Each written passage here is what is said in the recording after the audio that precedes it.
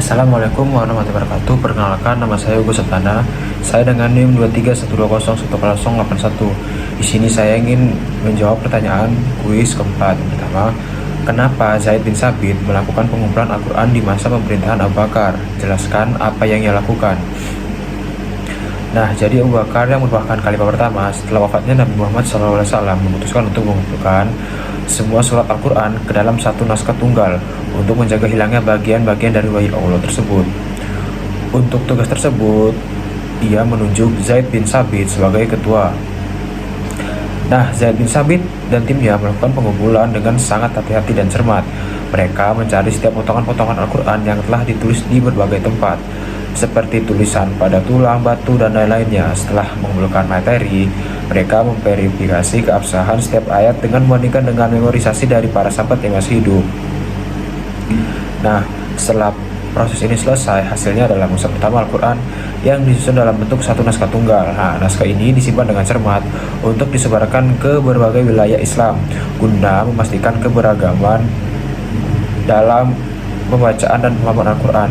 Inilah salah satu langkah awal yang penting dalam pelestarian dan penyebaran Al-Quran yang telah berlanjut hingga saat ini.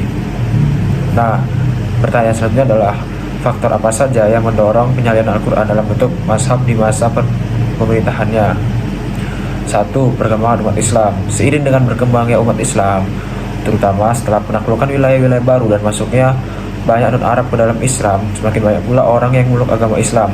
Nah, ini mengakibatkan peningkatan jumlah orang yang membutuhkan akses ke Al-Quran dalam bentuk tertulis untuk mempelajari, menghafal, dan memahami ajaran Islam. Yang kedua adalah penyebaran geografis umat Islam. Berikutnya adalah keseragaman pembacaan Al-Quran. Nah, berikutnya adalah meningkatnya potensi perbedaan dalam versi Al-Quran. Berikutnya adalah tuntutan massa. Nah, soal selanjutnya adalah kenapa Umar bin Abdul Aziz merasa penting membukukan hadis dan apa yang ia lakukan?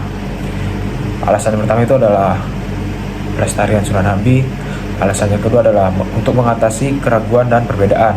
Alasan ketiga adalah keadilan dalam hukum. Nah, sebagai seorang pemimpin yang sangat memperhatikan keadilan, Umar bin Abdul Aziz memahami bahwa hukum Islam harus berdasarkan pada ajaran yang sahih dari Nabi Muhammad SAW. Dengan memiliki koleksi hadis yang terverifikasi, dia dapat memastikan bahwa keadilan ditegakkan sesuai dengan ajaran Islam. Nah, soal selanjutnya adalah kesulitan apa yang terjadi dalam mengamalkan ajaran Islam jika ijtihad tidak diperbolehkan. Yang pertama adalah kehidupan kontemporer. Islam adalah agama yang mengatur berbagai aspek kehidupan termasuk sosial, ekonomi, politik, dan hukum. Tanpa ijtihad, sulit untuk menghadapi perkembangan dan tantangan kontemporer yang muncul dari zaman-zaman. Nah, berikutnya adalah ketidakmampuan menangani perubahan. Dan berikutnya adalah keterbatasan sumber hukum, penanganan masalah sosial dan kemanusiaan, dan keberagaman budaya dan sosial. Umat Islam hidup di berbagai belahan dunia dengan budaya dan tradisi yang berbeda-beda.